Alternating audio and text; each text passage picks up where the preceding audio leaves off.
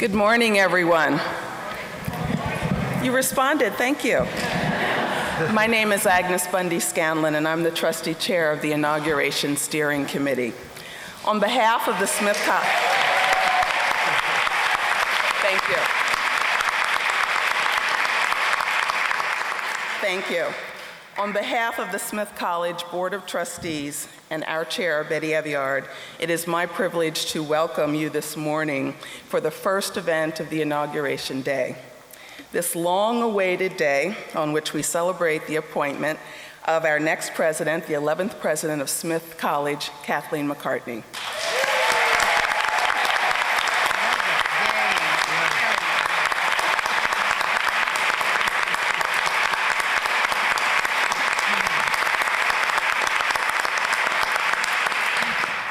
As we mark this new exciting chapter in Smith's history, and I cannot think of a more fitting way to open our festivities than a discussion on the future of higher education leadership. Last year, I had the privilege of serving on the Presidential Search Committee when Smith was seeking its next president. The qualities of leadership Smith was seeking in the next president were a long and ambitious list. We wanted experience, wisdom, judgment, diplomacy, energy, charisma, and much more. All of those qualities are present in Smith's new president, and all characterize the remarkable assembly of college and university leaders who constitute our panel this morning. It is an honor to have with us the presidents of Harvard, Yale, the University of Texas at Brownsville, as well as the president emeritus of Tufts University. Another distinguished president will lead us through our conversation this morning as moderator. A Smith alumna, my former colleague on the Board of Trustees and president of Spalding University in Louisville, Kentucky, Victoria Tori Murden McClure.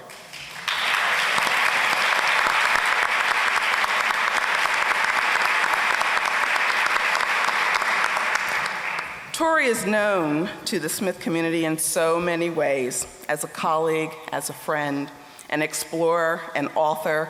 She is the first woman and first American to ski geographic South Pole, and the first woman to row solo across the Atlantic Ocean.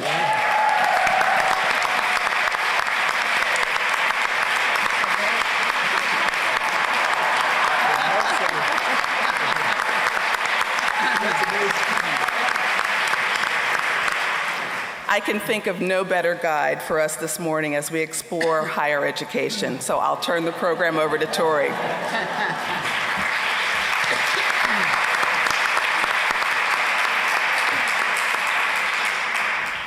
Well, as usual, Agnes has taken part of my job. I was to introduce our presidents, but I will at least name them. Larry Bacow, President Emerita of Tufts, Drew Gilpin Faust at Harvard, Juliet García, and Peter Salovey. So each of you has some connection with Smith's new president. Please describe, oh, by the way, I need to let you know that while this is about the future of higher education, we will not be talking about fossil fuels or divestment or things like that today. I thought we'd start with questions like, how do you know Kathy, and how's your... how do you know Kathy, and what has that connection meant to you? Anyone can start. Peter, you're probably known with the Sure. First of all, it's an honor to be joining you this morning in this beautiful place, and had a beautiful drive yesterday up from New Haven. It doesn't compare to crossing the Atlantic in a rowboat by yourself. Nonetheless, it was a nice drive. So Kathy and I overlapped in graduate school in the Department of Psychology at Yale University, and have known each other, I guess, not to put too fine a point on it, but since our middle 20s, and as fellow students. And I think those days in the Department of Psychology at Yale created an impression for both of us in the roles that we now play by setting an example both of what excellence is. It was a real, and remains, a really fine department. But it was, and part of what made it a really fine department is there was a very healthy respect among faculty and graduate students for what each other did and found important. This was not a department that fought with itself all that much, and it was not a department that had strong prejudices about what was good science and what wasn't. Very respectful, and I think that was a nice lesson. I would also say that it was a department where, for a graduate student, the experience you had, your experience of graduate school was very dependent on the quality of the mentoring relationship with a member of the faculty. And if I go back and look at the students from that era who loved graduate school, it was because they had a great relationship with their mentor. And the students who were less enamored with graduate school were those who I think didn't quite have that relationship. And so I think those days set a tone for the importance of excellence, the importance of mentoring, as well as the enjoyment in working in a close-knit community. Well, I have had the great pleasure of being invited to Harvard every year for the past decade, and maybe a little bit longer, to talk to wannabe presidents. And I'm brought in as the last speaker on the last day of, I think, a 2 or 3 week course. The only thing that stands between the students and their event, their last event to go home, is me. And I'm brought in, I believe, to tell folks why you do this work. Why do you seek presidencies? And why do you survive the tough times? And is it worth all that it takes to do this? And so every once in a while, I think I had a visitor attend and hear this plática, this discussion. And so I was invited, I think as the dinosaur on stage here, to think a little bit about how this work fulfills the spirit and why you do this work in the way that you do, with all the energy that comes and that's necessary for it. So I am thrilled to be included in as a kind of a David among these Goliaths. I'm delighted to be here, and I have to say that there's something that feels so familiar to me. I'm not a Smith graduate, I'm a Bryn Mawr graduate, but the atmosphere just feels very familiar.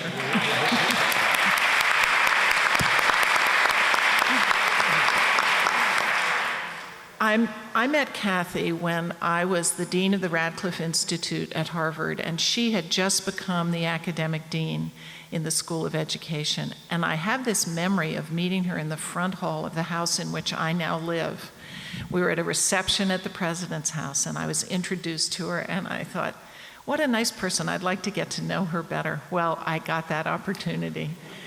Kathy became dean, first acting dean, and then regular dean of the Graduate School of Education. And so we were co-deans together at a time of great transition and change at Harvard. And it threw us together, I think, in a way, as we looked at what was going on and thought about it and talked about it, that would not have happened in smoother times. And then, I think, my surprise, definitely to my surprise, I'm sure to her surprise, I became president of Harvard. So I became her boss. But I must say, it was always a relationship in which I learned at least as much from her, and really more from her than she ever could have learned from me. Because what I saw in Kathy was someone who had remarkable ideas that people would say were impossible. You can't do this, Kathy. This door's closed. This fence is here. And then the next thing you knew, she was on the other side of the door, the other side of the fence, and you couldn't quite figure out, how had she done that? How had she achieved the impossible, which she did again and again? So I think of Kathy as someone who shows us how to achieve the impossible in a very determined way that suddenly makes things happen when you just don't think they can. So Kathy, it's wonderful to be here, and Smith is so lucky to have all the impossibilities that lie before it.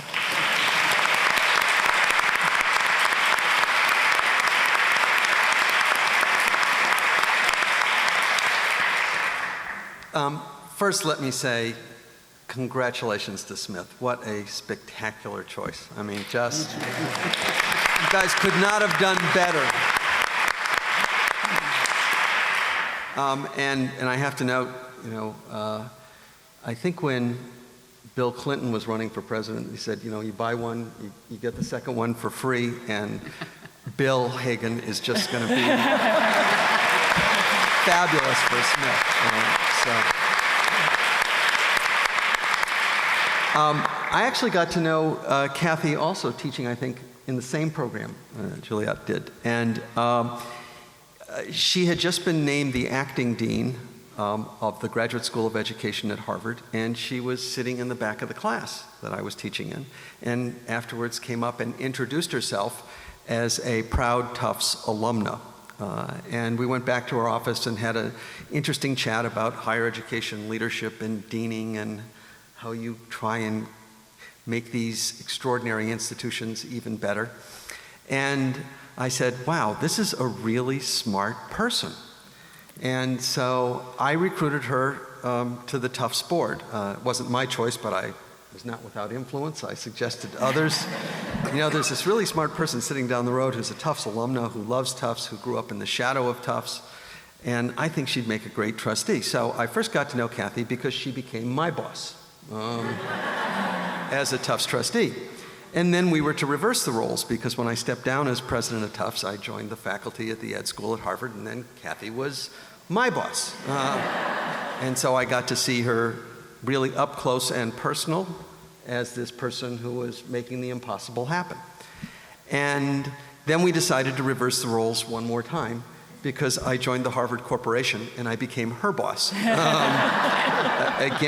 And I don't think I'm telling. What's next? This is kind of scary. So now, what goes on inside the Harvard Corporation is all supposed to be hush-hush, but I'm going to violate a confidence, but with Drew next to me, I hope it's okay. And that was to say that within the confines of the corporation, Kathy was always referred to as the inspirational dean. And she is, and will be the inspirational president.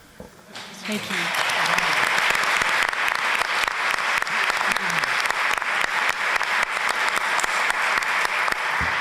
Well, my own connection with Kathy is a tangential one. I was about a year ago sitting in my office in Louisville, Kentucky, the home of all great ocean rowers. And I received a telephone call from the search firm charged with looking for the new president of Smith. And they asked, would you consider becoming a candidate for the presidency at Smith? Now, if you pause to calculate the odds, you do not row boats across oceans, right? So I said yes. And I'm here, I stand before you today with my whole heart and my whole mind to say, Smith made the very best choice.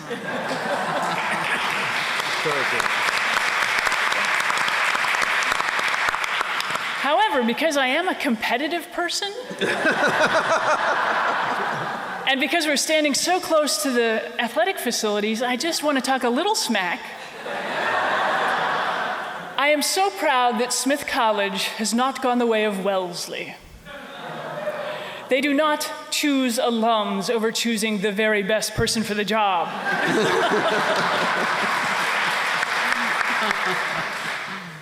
So, to the panel, and I'd like just two of you to answer this so you can arm wrestle over who wins. What do you know now that you wish you had known when you were first inaugurated as president?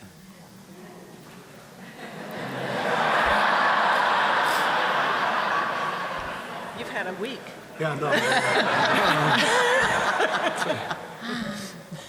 A week ago. Yeah, so this was 6 days ago. So what have I learned in the last 6 days that I didn't know? I mean, mainly not to talk so much, actually, because now I've learned how to. So what would I say? This is last Monday. In the last week,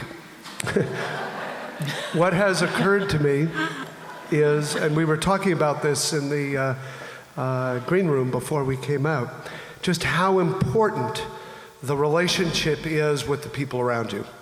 And I think we all know that. I think nobody would be playing the roles that they play now if they hadn't developed great collaborative relationships with people around them who can support them. But the difference between pretty good and really good is enormous, and finding those right people. I'm still struggling with getting the delegation piece of all of this right. Everybody wants the president's attention, and the people around me, they're really good at saying, "Can I help you?" And I'm not as good at saying, "It's okay, let them do that. Let them do that." I would say this is more, what am I still learning, actually? 6 days, how can I, a little bit of humility seems appropriate. I would say I'm still learning. All of my instincts in this role come from the classroom. And some of those are great instincts, and some of those are the wrong instincts, actually. So the great part of it is, how important those relationships are with students, allowing everyone to have their chance to say something, digging deeper, right? All of that is good. But I just had a meeting with our board and noticed that I tend to go on and ask people for input, and it was that teacher role. When in fact, sometimes, short, sweet, pithy, even soundbite is what's required. And that doesn't come as natural. It comes naturally, I think, to people who spent their lives in one way or another in the classroom, who find themselves in a leadership position. I would guess maybe the other issue I would say, and I learned this from Peter Lang. Peter Lang is the long-serving provost at Duke. And when I was a provost and we used to go to provost meetings, Peter was one of the deans of the provosts, if that's not a ridiculous title, and because he had so much experience. And what I'm going to quote him, and out of context it will sound a little arrogant, but he doesn't say it in an arrogant way at all. And that is, he says, you've been in a leadership position as a dean, as a provost, for a while. And when new problems are brought to you, they're going to sound a little bit familiar at some level. And you're probably going to have some sense of what the solution is because you have that kind of an experience. Sit on it. Don't go there, right? Whether it's students or faculty or other kinds of colleagues, alumni, let them come to the solution to the problem on their own. Don't tell them what it is. And it is true. There is this tendency to say, "Oh, I've seen that problem before. The way we resolve that is we have a committee, or I make a speech, or we run in the other direction as fast as we can, or whatever it is," and to just hold back, and to not be the smart person in the room, and to let other people solve the problem, come to the solution on their own. Now, I have to say, having known Kathy when we were fellow graduate students, this is all going to be very natural for you because you are that incredibly generous person, and person who really cares deeply about the ideas of others, and collaborative, and you're a collaborative problem solver. And I agree with all my colleagues on the panel. Smith has made a fantastic choice.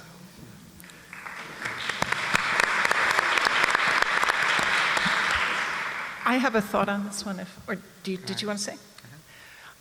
I would cite two things here that I didn't know and wished I'd known. One is you don't hear things when you're the president. Yeah. And it's really important to get information, but people are reluctant to come to you with the full story on things that they think won't be pleasing. And so making sure you get enough information, I think, is critical and not easy. A second thing I would cite, and I'll tell a silly anecdote to illustrate it, is it's hard to become, at least it was hard for me, to become aware of my power in the sense that you can say some offhand thing and people pick up on it and rush off to kill Becket, you know. Rid me of that troublesome priest and he's dead. My example is less earth-shaking, but one year I just remarked, you know, I really don't like ribbons on Christmas wreaths. And what I meant by that was, I didn't want a big red ribbon on the front door of my house. I liked the greenery. I looked around Harvard Yard. Every wreath was lacking a ribbon. I didn't mean that no one else could have a ribbon. So you just have to be careful with your offhand remarks because people take them as powerful statements of demand or insistence or law. Yeah. So those would be mine. It's very true. I would add to that, this is true of your spouse as well. My wife once told someone she liked chicken salad. We've never been served a meal where she doesn't get chicken salad at every meal. If only we had such power and authority in other realms. Yes. Wreaths and food, Christmas decorations and food. You know? So, may I respond real quick to that, and just to say, you've learned a lot in 6 days. I'm very impressed. Imagine what he'll know in 20 years. So I've been president for 21 years, and I know I look very young and very well preserved for that. No, I'm just kidding. That was just... But what I've learned that you also run into disappointment and you trust the wrong people sometimes, and that can really hurt deeply, not only your work but you personally, and that you must trust again, because this work is about trusting those around you and getting good information. And so when that first happens, and it happens as a dean, it happens as a department chair, it certainly happens as a president, it's as tough as it gets. But it must never jade you or make you so cynical that you don't trust yet again. I said two, but let's make it Well, four. go ahead. You want to move on? Okay. Kathy is a big believer in working hard and playing hard. What are the greatest joys in leading a college? Oh, I think there are many. One of the things that I always found to be just truly extraordinary was the opportunity to every year welcome yet another extraordinary group of students into the community. And then 4 years later, having gotten to know them, and in many cases, as you know, having gotten to know them personally and to see how they've grown, to then bid them farewell. It's an amazing privilege to do that. Just those two bookends on the college experience is quite special. For me, I would tell you that was one of the very best parts of the job.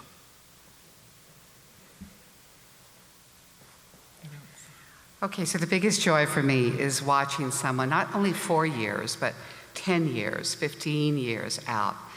We have a student who today is at Harvard, who started out at UT, University of Texas at Brownsville. His father is a cook in one of the local restaurants. Mother does not know enough English, except she learned enough to get her children through school.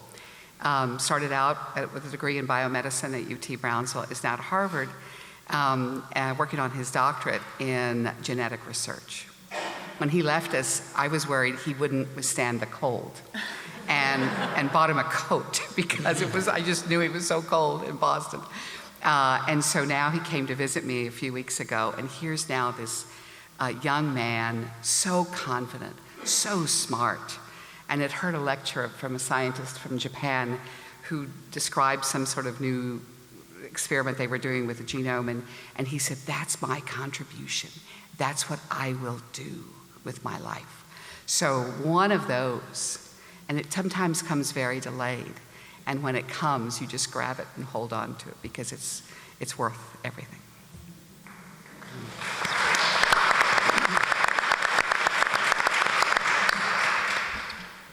Okay. I came to my own presidency by an unusual route. I do things a little backwards. I was serving on the presidential search committee for Smith College, the search committee that chose Carol Christ, and Pat McPherson was chairing that committee.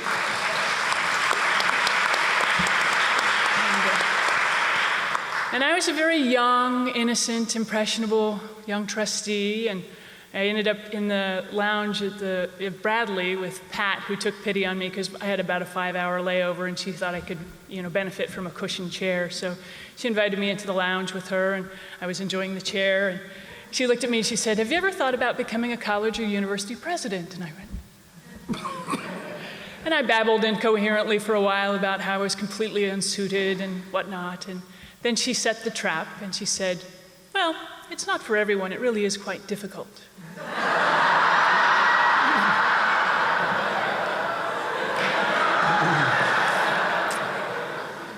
So I'm here to tell you that Pat didn't lie. It really is quite difficult. And I want to turn to my colleagues and ask, what challenging decisions will colleges and universities face in the next decade? To employ the words of Clay Christensen, what is the next big disruptive innovation?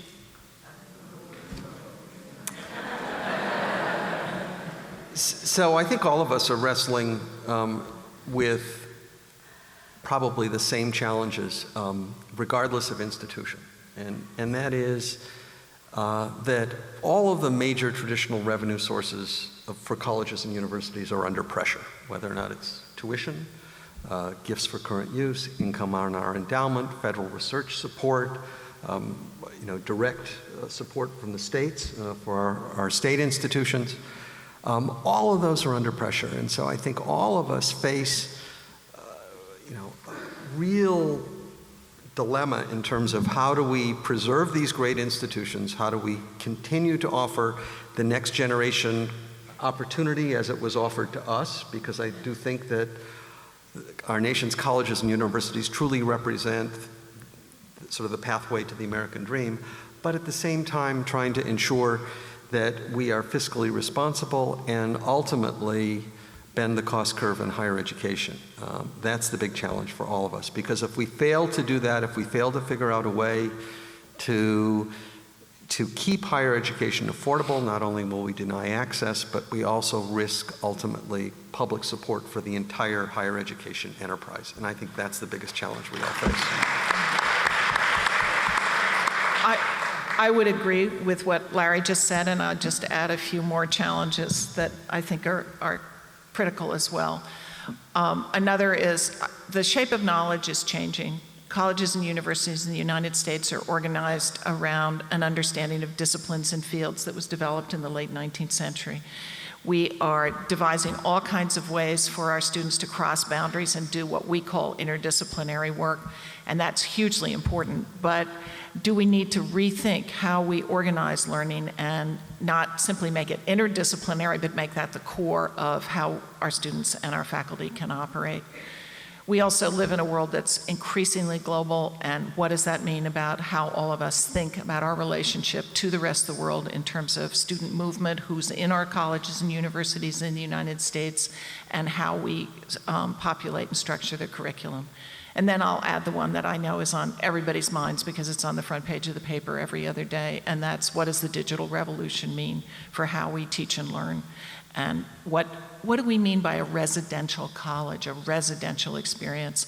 We have to be much more intentional about that in order to make sure that we take fullest advantage of what the face-to-face can bring about, and at the same time take advantage for cost savings, for enhanced programming, for all the things that it can do of the digital. And how do we put those together? And what are the implications of that for our models of staffing, our models of finance, every aspect of what we do? So I would see those various issues as big ones that are not the issues. I mean, I think this is a bigger time of transition than I can imagine has existed in the past. Colleges and universities 10 years from now are going to look very, very different, I believe. I'd underline what's been said, but not repeat it, and just add one thought to it. what we know is that diversity is real, that the country has undergone a major shift and is continuing to do that. So in Texas, we are now a plurality of Hispanics in Texas. And within 17 years or so, we'll be the majority in the state of Texas. And if you extrapolate that out to other states in the union, then you can feel that wave coming to all of us. So 10% of the people educated are not going to run the country. It's going to take 20%, 30%, 50% to end cycles of illiteracy and poverty. And so we have a tremendous obligation right now to shift not only with all of the new kinds of technology, techniques and opportunities, and they are, and we're trying a little bit of everything, as most of us are, to try to make sure we don't get left out of the game and become front runners in the game. But I think the real difference is going to be whether or not we find ways to be known for who we include, not who we exclude. If finally we can get that part of it right. When I was a baby president, I looked for the new president, those who'd been there a while, that were really called the very best, and said, what is the most important part of your job? And I went to one who was the president of Miami-Dade at the time, Miami-Dade Community College. And he said, sustaining the democracy of the United States. And I said, I'm sorry, I don't understand. He said, my job is to bring in that next wave of native Floridian, of Haitian, of Cuban, whatever it is at our shore, and vest them in our democratic society. If I do that really well, then they will nurture it, they will protect it, and they will sustain it. That was then. That is even more an issue for us today. So I think in addition to what you've heard here, that has got to be the underpinning of our focus and of our work.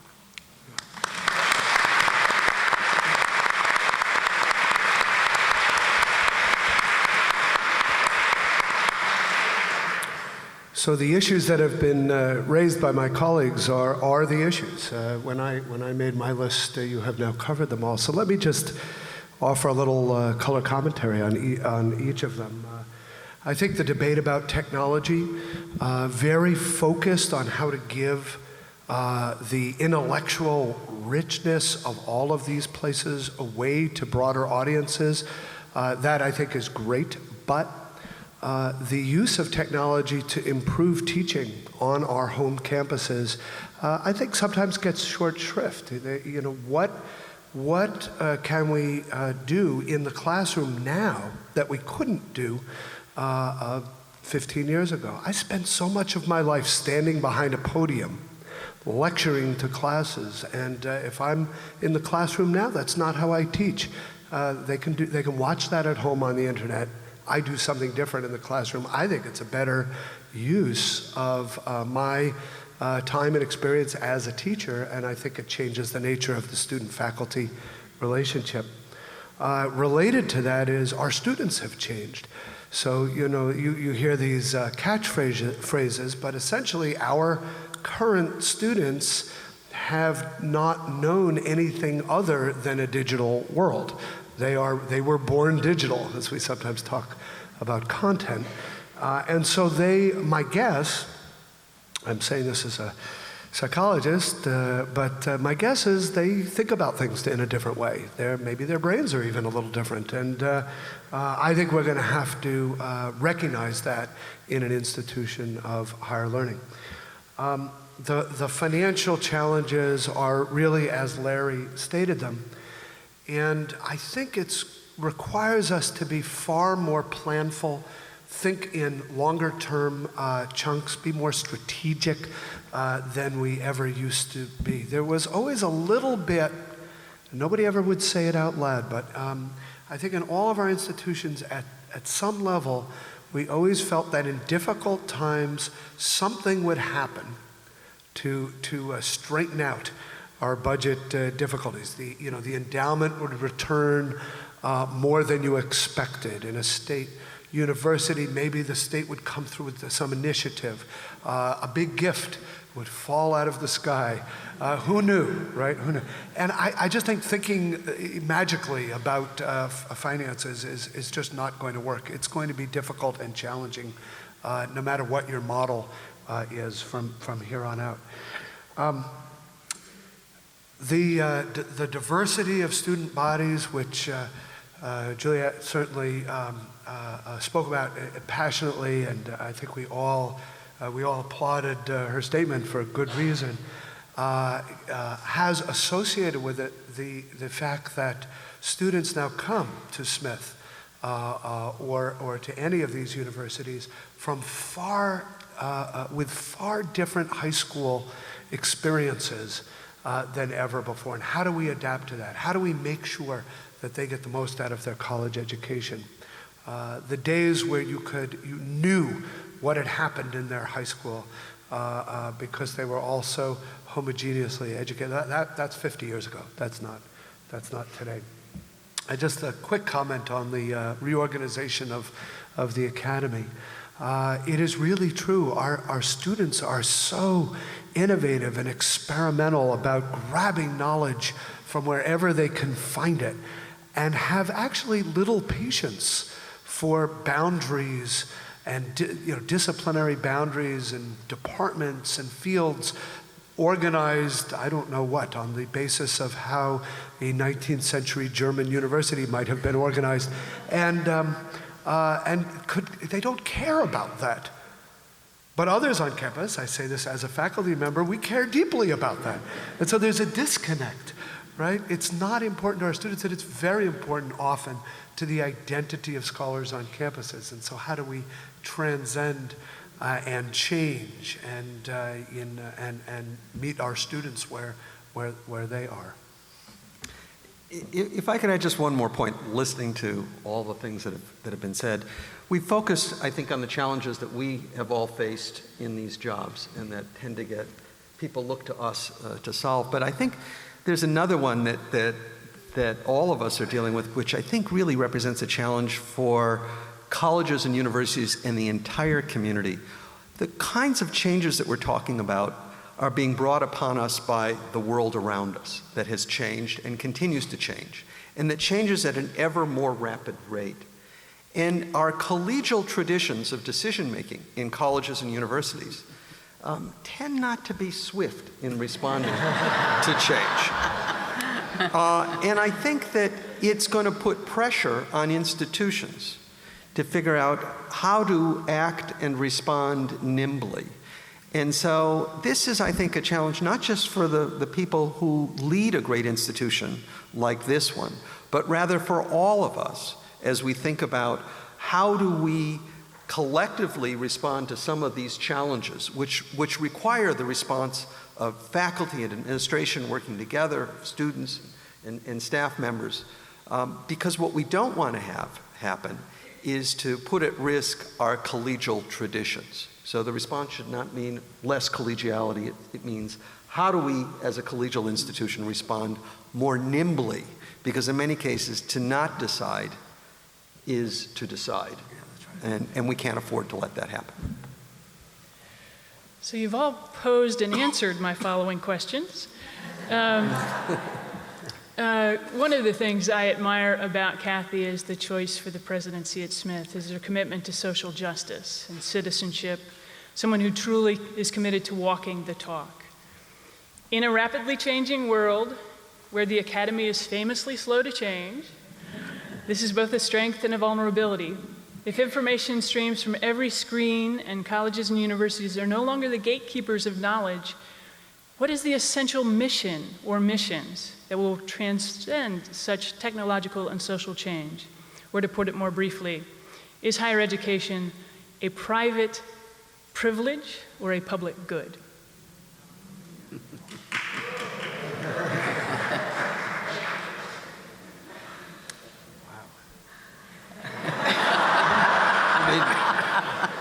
Well, I'll take that one. Yes, go. No, you go ahead. I'll follow you.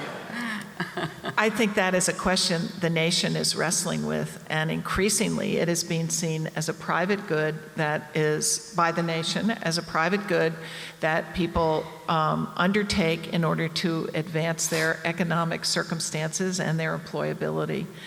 And I find this extraordinarily distressing. The narrow approach to education that measures its value by salary at first job is a devastating notion. It eliminates the consideration of citizenship, of the kinds of habits of mind, approach to the world that affect you for your whole life, not simply for the first post you take up after you graduate. We as a society need educated people, not simply for economic growth, and I don't mean to belittle the importance of people being employed and having jobs and the kinds of ways in which universities and colleges contribute to the economy, but that is one thing that they do. We also have the common good of having a citizenry that understands how Congress is supposed to work, understands the traditions of democracy, understands what we owe to one another as well as what we owe to ourselves. And that is my view of what a part of the mission, and a very important part of the mission of higher education, that I think the public discourse in the United States is discounting at the peril of all of us.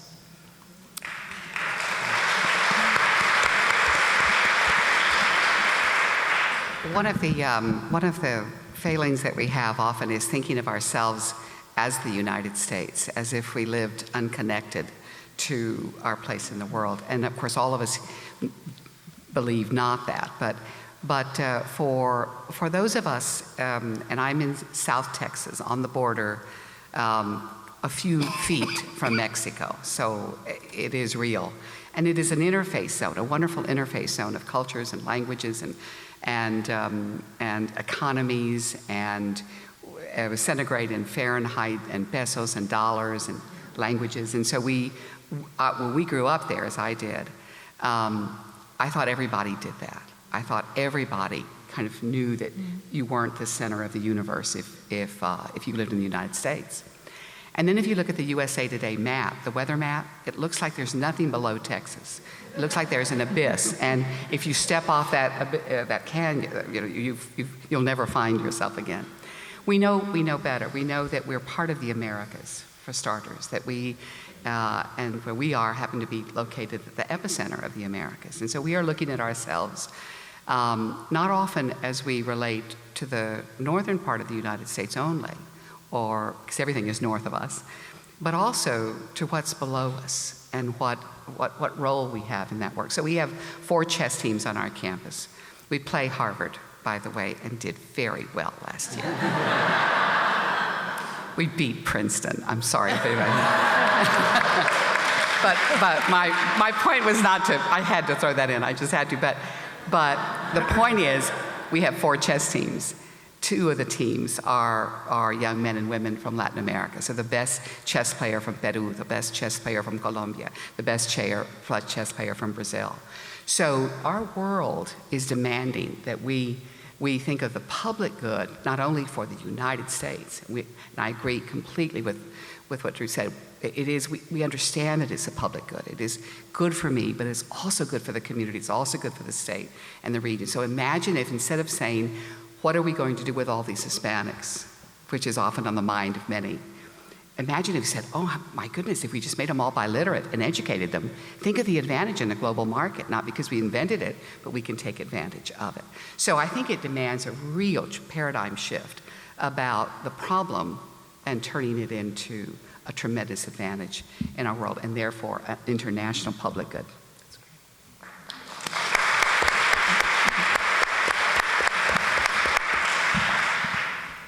I cannot improve on the 2 statements you just heard. Those were fantastic.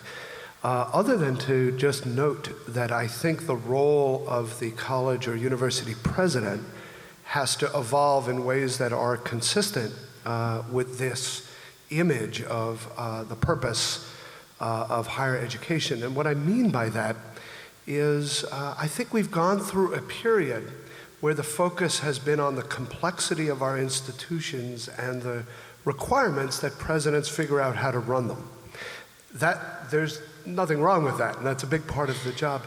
But I think the part of the job that you saw in another time and place, where college presidents and university presidents were thought leaders for society as a whole, where they spoke out on issues, where they were among the talking heads you would see on the equivalent of CNN on the news. I think we're going to have to return to a time where that is more common and more frequent. And the issues of the day affect our students. And so I think one can engage in those activities and be visible in those ways and speak out and not feel that as a university or college president you are somehow not working in the interests of your own students. Of course we are, right? And whether it's funding for education, Pell Grants, what have you, whether it's research funding, whether it's immigration reform, gay marriage, all of these are issues that deeply affect or concern our students. And I think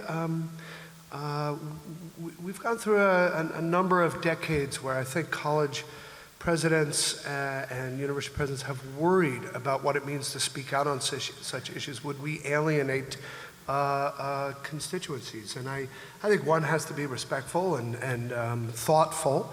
And I think one should probably focus on those issues that are most relevant to the role.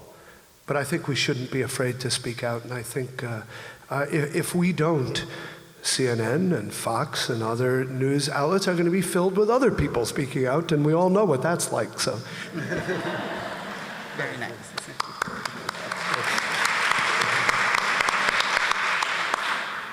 So I had a question about presidents serving as the intellectual voice of the nation, and that have we abandoned this role? And I thought I'd at least give the other presidents a chance to answer that or think about how we might play a greater role there.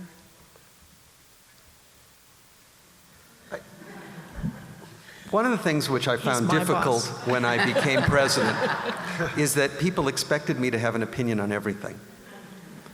And I spent sort of 24 years toiling in my academic field before I became a president, and there were areas there where I thought I understood at least as well as others and was happy to pronounce on issues of environmental policy and economics.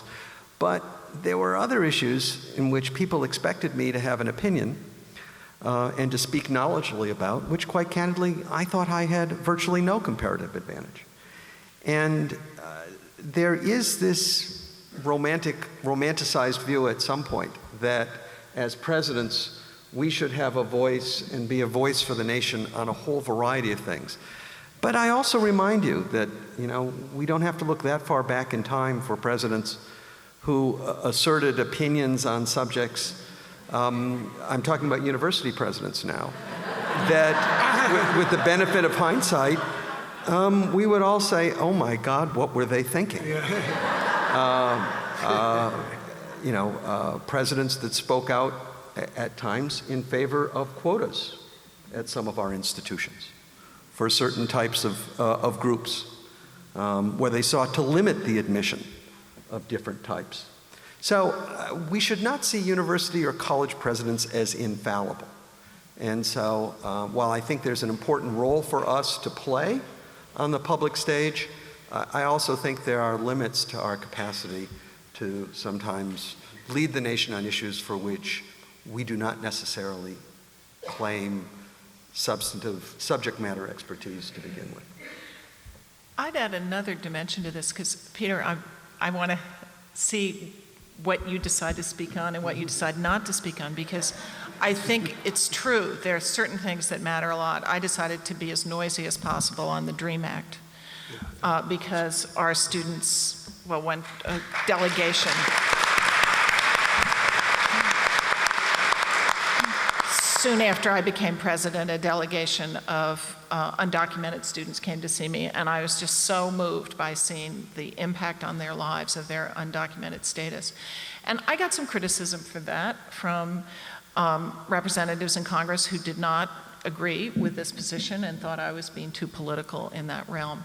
But there are a lot of these questions when is it appropriate to speak, and when is it closely enough related to our agendas, and when is it well outside our agendas? I was thinking what Larry said about this, where's our expertise? I remember I gave a talk at the end of the first year of the downturn. It was a beginning of the year talk where I wanted to say, this is a new normal, we don't have infinite resources, this is what losing 27% of the endowment looks like. I was all nervous about all the implications of this. It was in Sandra Big Theater at Harvard. So I'm all ready to answer any questions on the economics that I've just put forward of the university status. Hand goes up.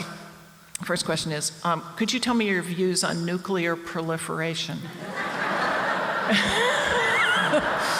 And that has become kind of emblematic for me of what you're describing, which is, here she is, we have access to ask her this question, it could be anything. And, I said, I'm not going to talk about my views on, that's really not something in which I have expertise. So I think it's hard. And when we say university presidents aren't taking the same leadership role they once did, it's a difficult path to figure out where the places you can have impact, where do you know enough, where are you going to stifle the openness of debate on your own campus if you take a position of one sort or another, and so what are your choices? Yeah. As you can see, it takes more than 6 days to become intelligent No. No, I didn't mean it that way. I just mean it's in the doing of it. You sort of find yourself, ooh, is this one or is that one? Well, let me get into this one because the other part of this is that sometimes issues choose you, and you didn't have any intention of getting into that fight or into that discussion. We were sued by the Department of Homeland Security because we would not let a fence be built across our campus. So, believe me, the last thing I wanted, and this is a school with barely an endowment, with huge issues with regards to access, affordability, retention, growth issues. The last thing I wanted to do was be in federal court anytime, but much less against the Department of Homeland Security. Toughest year of our lives was to take that battle on, but I couldn't sign permission to let them come onto our campus. And I knew that I had a little bit of a window in which we had to make hay of that moment, and that other people with much less assets than we had were also going to be dealing with the issue, and that shame on us if, with the assets that I had, with the attorneys that the UT system has, that were available to me, if I didn't try to take this on. So sometimes you don't get a chance to kind of say, I'm going to, and in your case, when you talked about the Dreamers, they chose you in many ways too. And when presented with that, that's really the hardest part is having to make that decision and not winning sometimes. We got lucky and we were successful. But I also had to brace our university for having taken the position and maybe not winning in federal court. But the importance of giving something voice was important. Well, I'm a Presbyterian leading a Catholic school, so I can say anything. I made a statement in support of Islam a week ago, because I was given a script for an award ceremony that was culturally insensitive, and so I inserted a line saying that the Prophet Muhammad, blessings be upon him, was not anti-female. And I got hate mail from a group in California, but they have bad grammar, so I don't mind.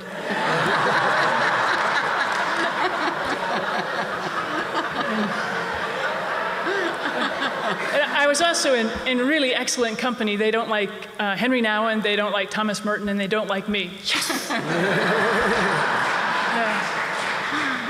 So I believe we need to wrap this up. And no. 30 minutes. We have another 30 minutes? No. Okay. Well, I'm told to keep going.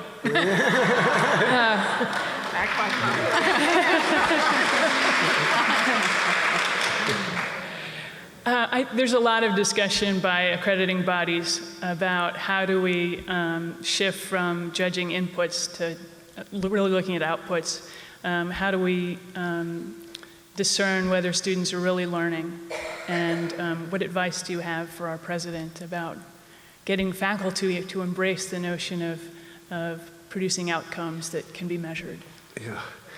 So this is an issue for our times. There's no doubt about it. You know, as a psychologist, measuring things comes naturally. That's what we do for a living. And so the issue of measuring things per se, I don't think is what should worry us. Just the idea of measuring. The question is, what do you want to measure? And what I worry about deeply is how difficult it is to measure the kinds of outcomes that I think really matter. I was once on a panel, much like this one, where we were asked something like, what do you think the output from a college education should be? And I said, well, I'm really interested in creating passion. Well, people looked at me like I was saying something kind of crazy. And then I said, well, what I mean is I want to turn people into, I want to help people have lives where they are passionate about learning new things, about pursuing interesting areas, where for the rest, these 4 years were incredibly important and incredibly memorable for them for the rest of their lives, but in large part because they created a whole way to approach life with a passion for learning, a passion for whatever it is that they pursued after having graduated. And I think the problem, so how do you measure that, right? It's not so easy. And I think the challenge is so much of what we want to measure is content focused, right? Do students write better now than they did when they came in? Well, sure, I'm interested in that. I'm very much hoping Yale College education turns students into better writers, or they develop those talents. And, do they, they more aware of the world around them? Are they more sensitive? Are they better? All the things citizens are, all the things we've been talking about. Of course, I'm interested in those things, but the conversation has almost entirely been about content and measuring content, as opposed to measuring life change and how you conduct your life having had a college education. That's what, to me, that's what really matters. I just want to echo a little bit what Peter has said. I've been doing a lot of thinking lately about what it is that you cannot teach online. Okay, because as we think about the impact of educational technology, which is, by the way, only going to get better. We've had 1,000 years to perfect the traditional form of teaching that I think most of us have engaged in, and this is still quite new. So what is it that we can't teach online, or at least it seems right now it's beyond our imagination? And when I think about why most of us, at least those of us who are academics, probably became academics, it's because at some point along the line, and I'm looking at Kathy when I say this because I know exactly who was responsible for this in Kathy's life. There was a teacher who inspired us. There was somebody who caused us to think about what we could do with our lives beyond what we imagined we could do ourselves, who opened our eyes to understanding and thinking about the world in absolutely new ways. And we said, we want to do that. That's a form of, I think, the passion that Peter talks about. Very, very difficult to measure. One of the things which happens routinely at a great place like this is that teachers mentor their students, not just during the 4 years that they're here in Northampton, but they create, in many cases, these lifelong relationships with them. And I always say the best predictor of whether or not a student has a great experience in college is they develop such a relationship with at least one faculty member so they stay in touch with them for the rest of their lives. And that actually, we can measure that a little bit, but it's a different form of the way in which a teacher, helps to promote a student well after they've left the campus and have long stopped paying tuition. We teach students how to ask really, really good, hard questions. Right? That's, I think, what we mean when we say we teach them how to think critically. And smarter people than I are going to have to figure out how to really measure that in an intelligent way. We teach them how to tackle really hard problems. I remember taking the hardest course I ever took in college. It was a math class, and the teacher said to all of us in the very first lecture, I'm going to teach you two things in this class. I'm going to teach you number theory, and I'm going to teach you the meaning of the German word Sitzfleisch, which for those of you who don't understand, he translated for us as the process of sitting for endless hours doing gruesome work. Because he then added that no problem worth solving ever yielded to anything less. And so this notion of sort of teaching students persistence, how to sit there and be willing to sort of just plug away at something which is really, really hard, I don't think we do that in, breaking down lectures into 12-minute videos and then asking 3 multiple choice questions afterwards. Doesn't happen. But these things, I don't know, Tori, how we measure them, but it's a much longer list. I do think it is at the core of what happens in an experience like this. Let me a short story. We had a young student who came to us as a young pianist and wanted to enhance his skills in our music department. And the young man had no legs and had never had use of his legs, and so began to take classes and discovered that there were some composers that he could not play because he couldn't use the pedals on the piano, and became very distressed about this. His professor called up a professor in our engineering department, and he says, I have this problem and I need your help. Told him what the problem was. And he says, do you think you have some students in engineering that might want to take this on? 3 young men in the School of Engineering, freshmen, decided, sure, we'll take this on. What do they know? And the digital mind allows anything to be creatively challenged. Over the next 2 to 3 years, they worked with a young man in the music department, got to know each other, developed relationships that normally they would not have developed across disciplines. And there were many failures. They experimented with this kind of technology, this kind of mechanism. How do you communicate? How was he going to communicate to pedals without the use of his legs? So short version is, after these years, they invented something that he could put over his head, a little wire that he would put into his mouth. When he depressed the little plate in his mouth, it communicated by some sort of signal to the pedals when to depress them, how to depress them, for how long. So we went to his recital.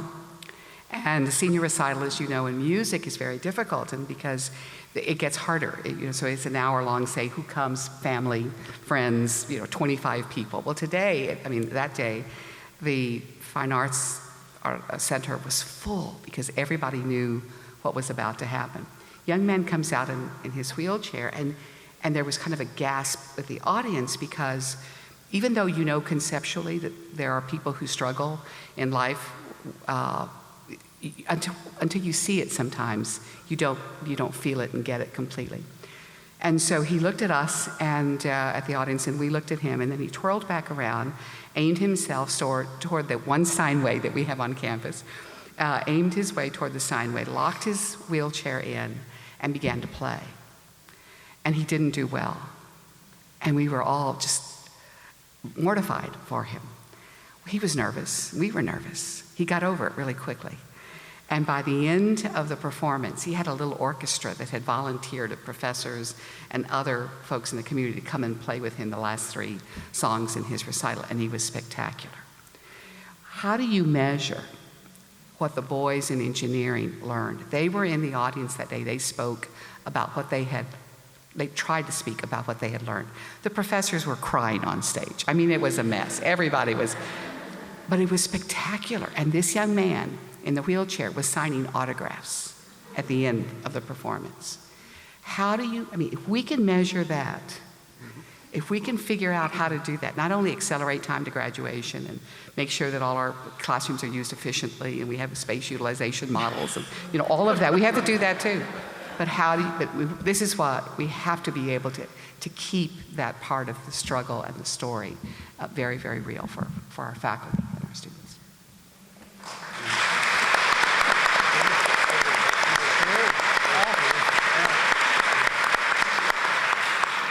So we are going to wrap up with this final question. One way Kathy is connecting to Smith and the wider world is through Twitter. So I will answer this question first because in 140 characters or less, I would like to have you tell the Smith community how they might best support Kathy. And mine is for the trustees of Smith College. Ask her the hard questions, but never leave her in doubt that you have her back.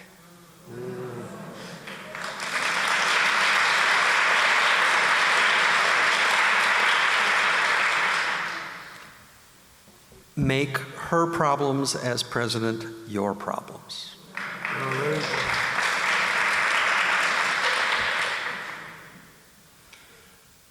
Understand that she only has 24 hours in her day.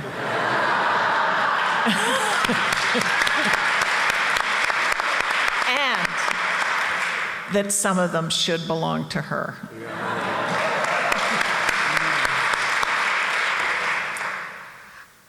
That you understand it's not just about her, it's about all of you. And I think that was said in different ways, but that she represents you and she will inspire you, but cannot do the really hard work by herself.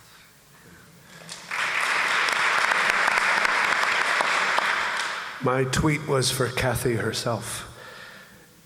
Sleep, get sleep, eat right, do exercise, leave time for family, buy a dog.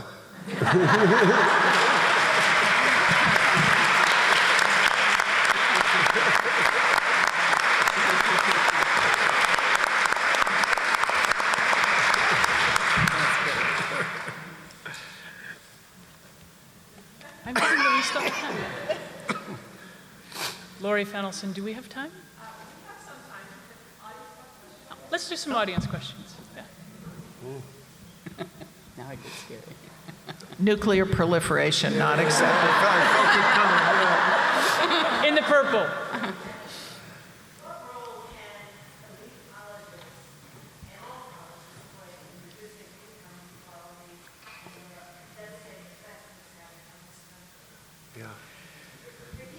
So the question was, what role could elite colleges, really all colleges, play in reducing income disparity in the U.S., I assume, really in the world?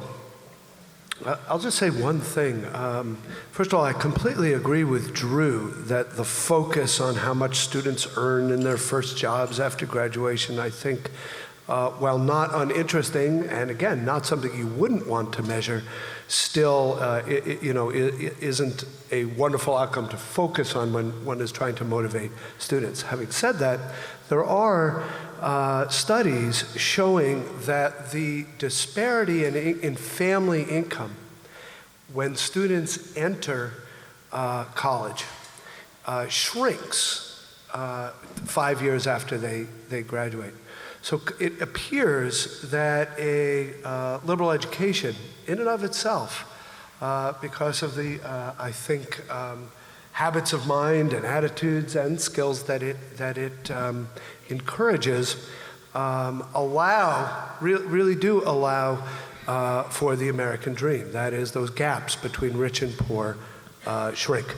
And so I think continuing to do everything we can with respect to financial aid for students from the less fortunate end of the income distribution, supporting those students when they come to our colleges, bridging gaps between high school and college if need be, to allow them to benefit from what appears to be a fairly robust effect of a college education on shrinking those disparities. The beauty of not having written that question is I get to answer it. One of the challenges, Spalding University I often describe as being on the scrappy end of the higher education gene pool. half our students are first generation, 3/4 are Pell eligible, a full third are from underrepresented minorities, and we don't count international students in that number. The thing I think we need to focus on more than anything is educating our teachers in the P through 12 segment, because 30% of our young people are dropping out of school. If you don't finish high school, there's no hope for the elite college pulling you up any farther.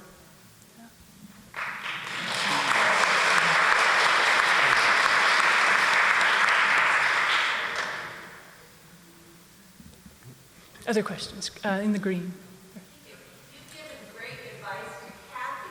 Tell me, if you were, President, but if you were to be the commencement speaker at your college this spring, what would be your most important message to your students, to your graduates? I give a speech every year that's really my favorite talk of the year. It's a baccalaureate speech to the students. So in a sense, I have the equivalent of a moment to give advice every year. And what I talked about this past year grew out of the Boston Marathon experience that had such an impact on our community, because we were so closely connected to people who were injured, though none of our actual students were injured. A former employee died. And the alleged bombers came from Cambridge and from our community. So it was a really devastating event for us. But what I talked about in my address to these students is very closely related to what Peter said a little while ago. I took the notion of running toward the people who, instead of running away when the bombs went off, ran toward to see how they could help, what they could do, the extraordinary courage and humanity that was displayed at that day.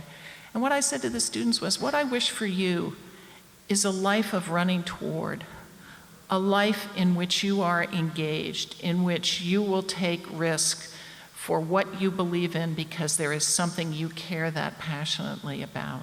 And so as Peter was speaking, I was thinking about that kind of image of running toward as what I would hope would be the outcome of the kind of education that students get at our institutions, that they would feel that about something in their lives.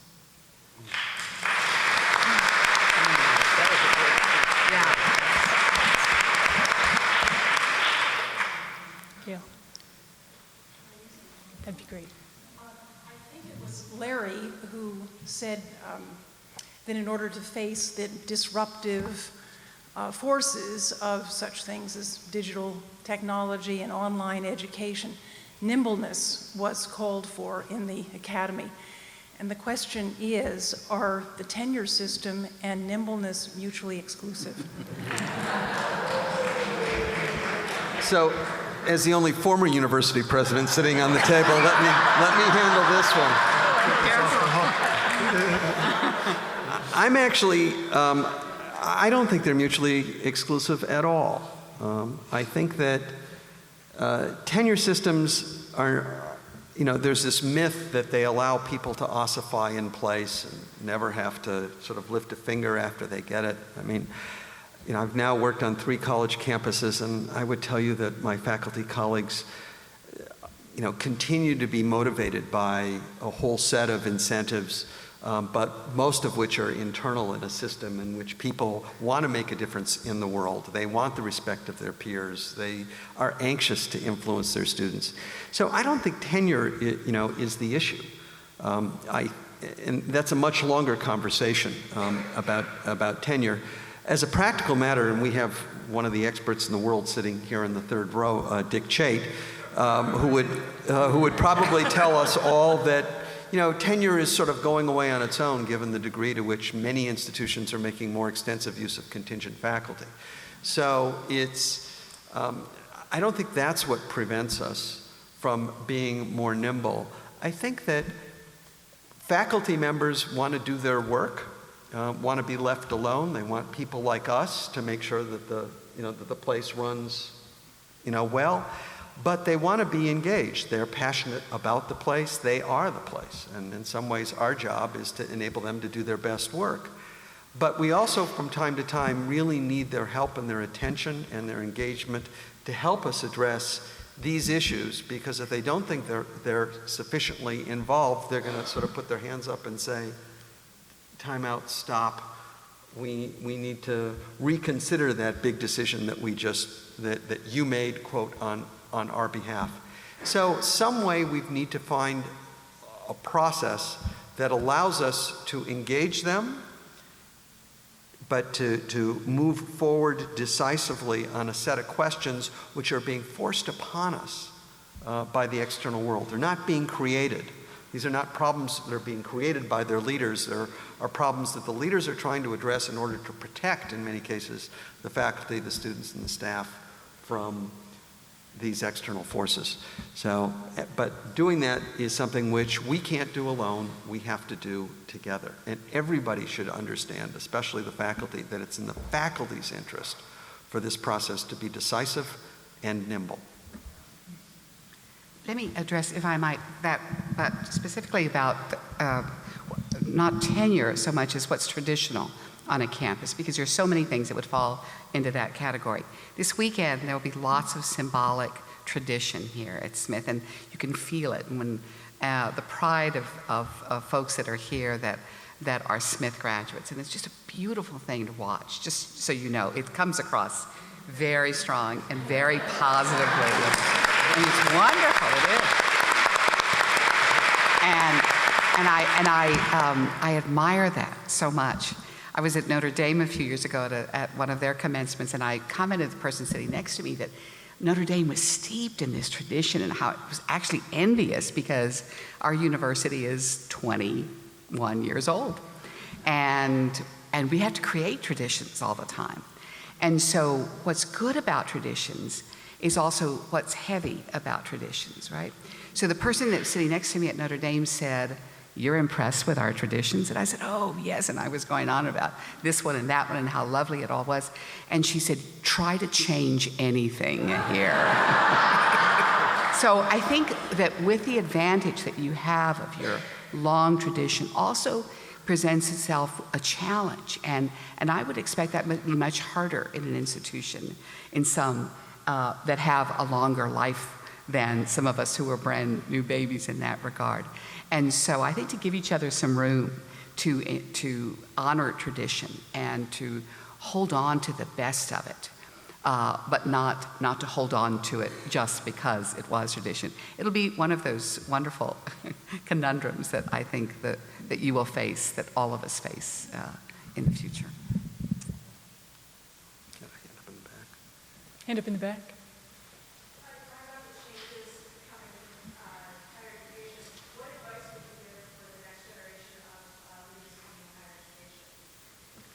The question is, what advice would you give to the next generation of leaders coming in higher education? I'd say, stay away from Pat McPherson. She's dangerous.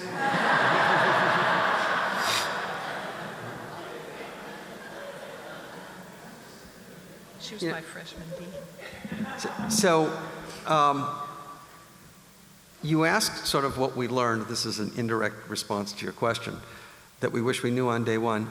What I found was that the biggest challenges that I think I faced when I took the job had nothing to do with the actual challenges that I faced. I mean, the biggest challenges that we encounter are things which we probably could not have imagined on the day we signed up. I know this is true for you, Drew. Sorry, inside conversation. So it's really hard to project for the next generation of leaders, what challenges or advice we would give them. I would tell you, if you're thinking about doing something in higher education, that I don't think there's a more rewarding job. I have to confess, I loved being president of Tufts. I think all of us enjoy what we do. It's a privilege to do what we do. So if you aspire to do something like this, to work on behalf of higher education, I think it is the enabler of the American dream. It is what makes so much possible in this country. So I would say my advice would be, whatever the challenges, seize them and do your best. But it's not for everyone. It really is quite difficult. She's great. Yeah, I don't know why I think that my advice for someone who wants to be a university president should be row a boat across the Atlantic Ocean by yourself. That idea comes to me. This is a bit of traditional advice, but I still feel, at least for me personally, there has been no better preparation than to have taught in the classroom and run a laboratory and be a member of faculty, and to come into this kind of a position more organically. I'm not taking anything away from other kinds of backgrounds, which really can bring a lot of creativity and insight to these positions, but I know on my campus it has very much helped me. Even though one of the traditions at my inauguration 6 days ago was this symbolic handoff where the faculty delivered me to the trustees. I'm literally, there's on the cross campus, and it's supposed to symbolize you are no longer a member of the faculty, you are now one of them.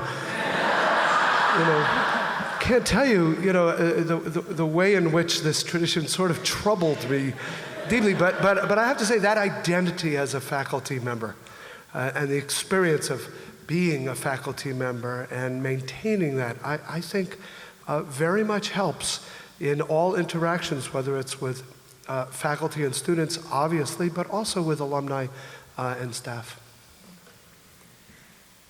Just one more comment on that isn't quite as smart, Alec. I am often asked, which is more difficult, rowing a boat across an ocean or being a university president? Hands down, being a university president is more difficult. But the things that are required to do anything to make a difference are endurance, resourcefulness, persistence, that willingness to make one more phone call, make one more ask, make one more thing happen, are what take us from where we are to where we'd like to be. And the comfort with uncertainty and the tolerance for adversity are things not to be underestimated. Sitzfleisch.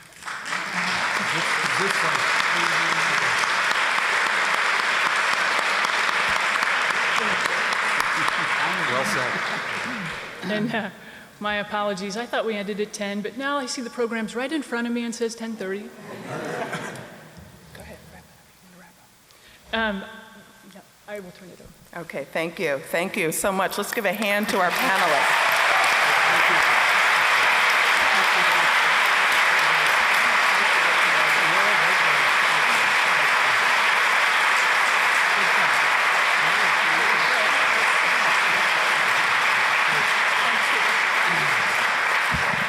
Again, thank you very much. And I did want to make mention, one of our other panelists, Clayton Spencer, who was expected to be here, unfortunately had a death of a parent in the family, so was unfortunately not able to be here.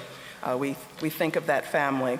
I would like to add my thanks to Tori and the group for a remarkable conversation.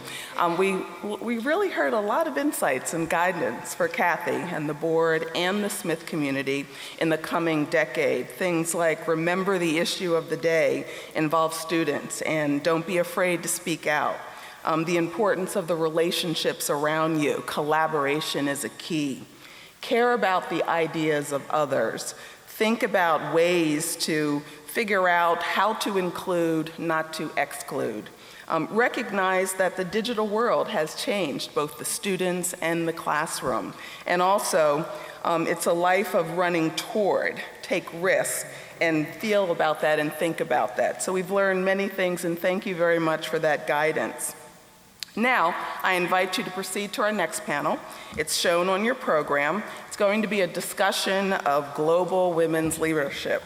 It's going to be in John M. Green Hall, and along the way, you will find coffee served on the lawn of Nielsen Library.